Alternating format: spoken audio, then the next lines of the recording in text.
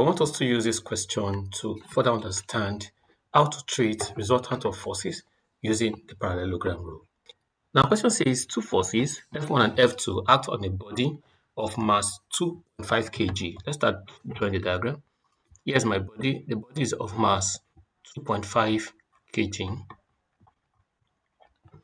And the first force, F1, has a magnitude of 5 Newton in direction of 30 degrees northeast.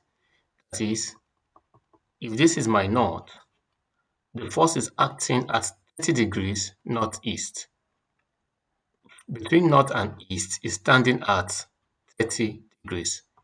There's north, and obviously here also is my east. So I have the force F1 this way. Now my force F2 has a magnitude of 8 Newton and is acting in direction east. E is east. Now it's acting in this direction east and is having 8 Newton. First force has 5 Newton, and here is F2.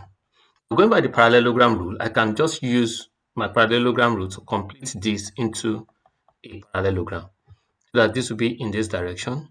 Then I'll put this line also parallel to the 5 Newton, also in this direction. If I have 30 degrees northeast here, that means between 5 Newton and the east, I should have how many degrees? 60 degrees. Because it's a right angle triangle, minus 30, the rest will be 60. If I have 60 degrees here and I have extend east, you note that this angle 60 degrees and this angle here, they are equal angles. So I can put 60 degrees here. So what I have left in here will be 120 because this is a straight line and the straight line has 180 degrees.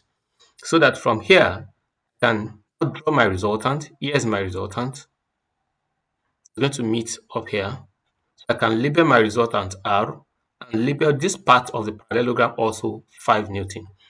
It's parallel to this line and it's equal to that force. So that we can now apply cosine rule. Cosine rule states that c squared is equals to a squared plus b squared minus 2ab cos c. Now my a squared, my a here is the same thing as 5 Newton. My b will be the same thing as 8 Newton. And my c will be the same thing as r. So that we can conveniently say that r squared is equals to 5 squared plus 8 squared minus 2 into 5 into 8 plus 120. So that r squared now is the same thing as 25 plus 64 minus 2 times 5 times 8. 2 times 5 is 10. 10 times 8 is 80. 80 into cos 120. Now let's note that cos 120 is the same thing as minus cos 60 in the first quadrant. Cos 120 is in the second quadrant, and cos 60 is the same thing as half. So this is the same thing as minus half. So in here, I can replace it with minus half. 2 here is 1. 2 in 80 is 40. So that r squared variably is the same thing as 65 plus 8 plus 60 is the same thing as 25 plus 64 plus 40. That's equals to 129. R squared is equals to 129. Then r will be the square root of 129, which is the same thing as 11.35. Same thing as 11.357, approximately 11.36. Now, if r is 11.36, the question wants us to find the acceleration of this body.